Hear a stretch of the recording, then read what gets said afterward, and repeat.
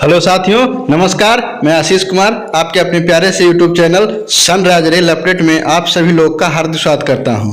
जी हां दोस्तों, आप लोग के बीच में एक अपडेट भरी वीडियो मैं लेके आ चुका हूं। इस वीडियो में मैं आपसे शेयर करूंगा और बताऊंगा कि एक रेलवे बोर्ड का जो लेटर है HRMS पोर्टल के रिगार्डिंग, उसमें बहुत बड़ा चेंजिंग आया है और इससे कहीं न कहीं रेलवे कर्मचारियों को बहुत फ़ायदा होने वाला है।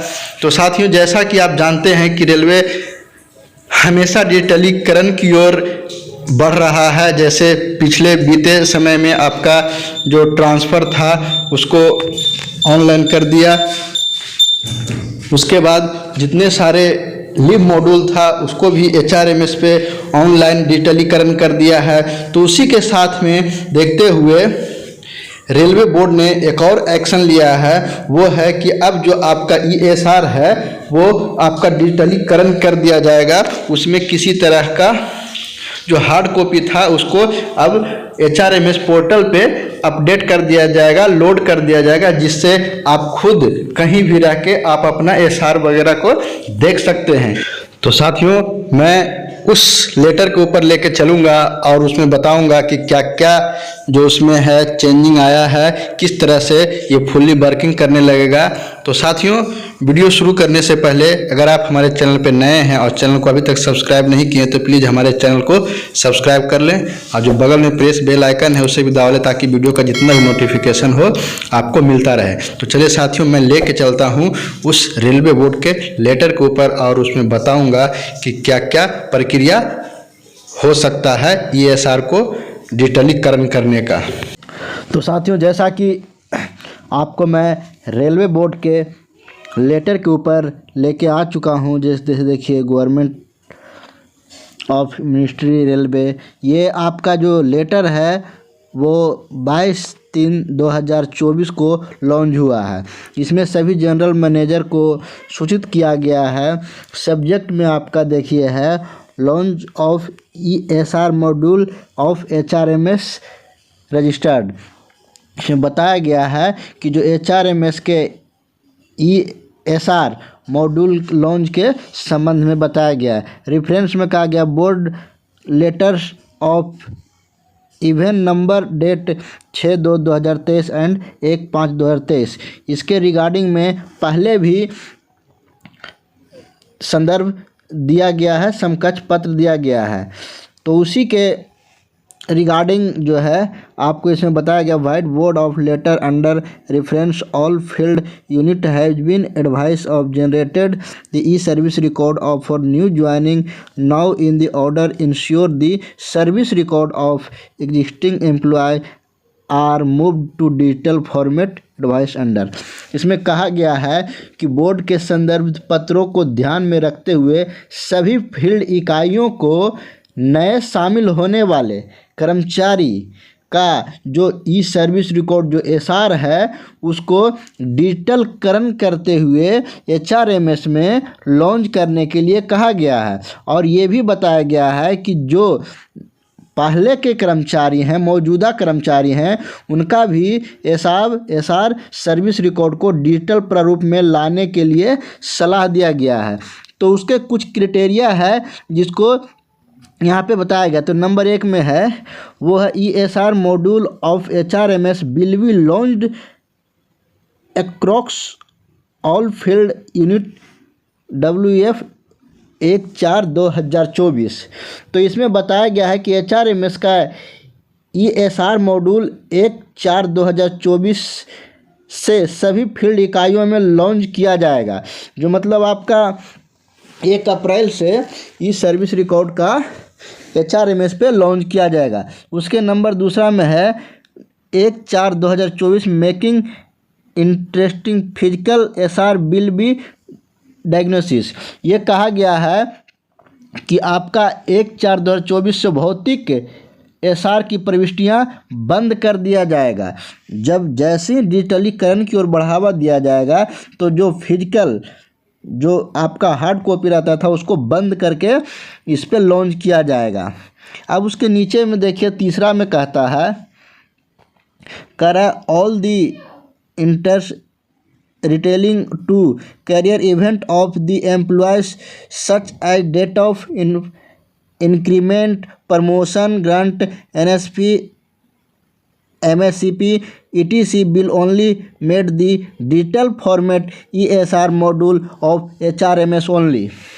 इसमें कहा गया कि सभी कर्मचारियों के कैरियर की घटनाओं से संबंधित सभी प्रविष्टियां जैसे वेतन वृद्धि आपका हो गया, प्रमोशन हो गया, MSCP हो गया, ये अनुदान, ये सभी तरह के जो चेंज होते हैं कर्मचारियों के सर्विस रिकॉर्ड में, उसको डिजिटल रूप यानी HRMS में लॉन्च किया जाएगा, उसके ऊपर मॉड्यूल को लाया जाएगा। अब उसके बाद देखिए 4th नंबर में चलते हैं, कहता है as scan copy of service record up to 2019 है 2019 कॉपी। इसमें कहा गया है 4था नंबर में कि चूँकि 2019 तक की सेवा रिकॉर्ड को स्कैन की गई प्रतियां वर्ष 2019 में अपलोड की गई है, इसलिए 31/3/2024 तक के बाद के वर्षों की प्रतियां भी स्कैन और अपलोड की जा सकती है।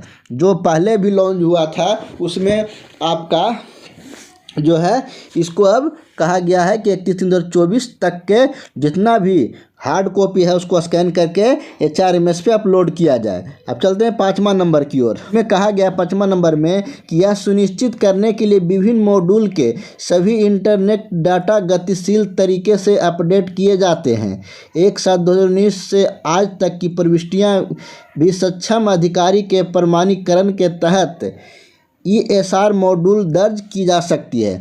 जो इसमें आपका कहा गया है कि जो प्रमाणित कॉपियां हैं उसको इसमें अपलोड किया जाएगा। तो चलते हैं 6ठा नंबर की ओर। कहा गया since the date entry is going to be time concession process the concession unit can there carry out the process through on safe though through outsourcing. इसमें 6ठा नंबर में आपका कह रहा है कि चूँकि यह डाटा प्रविष्ट एक समय लेने वाली प्रक्रिया होगी, इसलिए the date of relating to employ is going to be extremely sensitive and important due to detail में भी है। 7वां नंबर में कि चूँकि कर्मचारियों से संबंधित डेटा बेहद संवेदनशील और महत्वपूर्ण होने वाला, इसलिए संबंधित डीलिंग इकाइयां द्वारा उचित परिश्रम सुनिश्चित किया जा सके। डेटा की सटीकता की जिम्मेवारी सिर्फ उनको होना चाहिए, क्योंकि ये बहुत ही महत्वपूर्ण जो एसआर होता है उसको रखा गया, इसलिए इसमें कुछ तरह का गड़बड़ी नहीं होना चाहिए। इसको ध्यान में रख के प्रविष्ट किया जाना चाहिए। अब आगे चलते हैं। 8वां नंबर में कह रहा है Chris will be important suitable provision in SR module of get enter the vetted in the due course। Chris ये आपका 8वां में कहा गया है कि जो क्रिस प्रविष्टियां को उचित समय पर जांच कराने के लिए ESR मॉड्यूल में उपयुक्त प्रावधान शामिल करेंगे। ऑडिटिंग का उद्देश्य EHRMS मॉड्यूल में प्रयुक्त देखने के प्रावधान भी शामिल होंगे। इसमें कहा गया है कि क्रिस इसमें ऐसा लॉन्च करेगा कि ये आपका जो है उसको समय समय पे आप देख भी सकते हैं। अब उसके बाद 9 नंबर में करा दी timeline for completed of data entry and 3 month of 1/4/2024। इसमें कहा गया है कि जो डेटा प्रविष्टि जो मतलब आपका डाटा को पूरा करने का समय सीमा है 1/4/2024 से 3 महीने का होगा। मतलब आपका 7वें महीने में ये पूरी तरह से कंप्लीट हो जाना चाहिए। 1/4 से तीसरा महीना करते हैं तो 7वें महीना में आपका कंप्लीट हो जाना चाहिए। इसका समय सीमा दिया गया है। अब 10वां नंबर करा, इसमें आपका कहा गया है कि जो मौजूदा सेवा रिकॉर्ड का संहिता प्रावधानों के अनुसार अनिवार्य रूप से संरक्षित किया जाएगा। इसमें कहा गया है कि जो भी आपका डाटा रिकॉर्ड होगा उसको सुरक्षित रखा जाएगा, किसी तरह का उसमें छेड़छाड़ की गुंजाइश नहीं होगी। अब आपका सेवा रिकॉर्ड को भी संहिता प्रावधानों के अनुसार संरक्षित किया जा सकता है। इसमें कह रहा है कि Chris will be conducting a session ESR CRIS as per the setup and the module for HRMS module। इसमें जो कहा गया है वो कह रहा है कि क्रिस मॉड्यूल के संबंध में विस्तृत प्रशिक्षण सत्र आयोजित करेगा और अनुसूची अलग अलग बना के सबको स्टोरेज करने का प्रबंध है। इसमें जो है कि कोई भी जब क्रिस करता है किसी तरह का HRMS में चेंजिंग, तो जो ऑथराइज पर्सन होते हैं उसके लिए उनको एक विशेष प्रकार की ट्रेनिंग और प्रशिक्षण की व्यवस्था कराएगा कि किस प्रकार से डाटा को आप स्टोर कर सकते हैं या तो उसको एडिटिंग कर सकते हैं। ये तमाम सारी जो आपका गतिविधियां होगी उसके लिए ट्रेनिंग कराएगी। फिर लास्ट में कह रहा है कि issue of any relating to ESR module भी about the notice of railway board and CRIS. इसमें कहा गया है कि जो आपका किसी प्रकार के सर्विस रिकॉर्ड से संबंधित कोई मुद्दा हो तो रेलवे बोर्ड या क्रिस को ध्यान में लाया जा सकता है। अगर किसी तरह के आपको दिक्कत होती है तो फिर आप रेलवे बोर्ड या क्रिस को बता सकते हैं। वो देखिए यहाँ पे DDPV HRMS रेलवे बोर्ड के द्वारा बनाया गया है।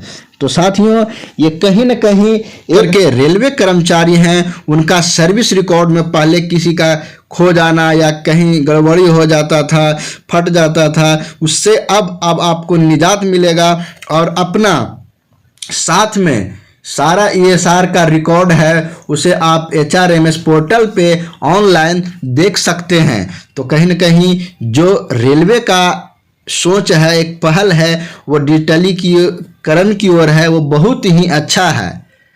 तो साथियों मैं उम्मीद करता हूँ कि ये वीडियो आपके लिए बहुत ही महत्वपूर्ण होगा और अगर महत्वपूर्ण है तो लाइक शेयर सब्सक्राइब जरूर करें और दोस्तों में ज़्यादा से ज़्यादा शेयर करें ताकि उनको भी इस वीडियो का लाभ मिल सके। तो साथियों फिर मिलेंगे नेक्स्ट अपडेट भरी वीडियो के साथ, तब तक धन्यवाद।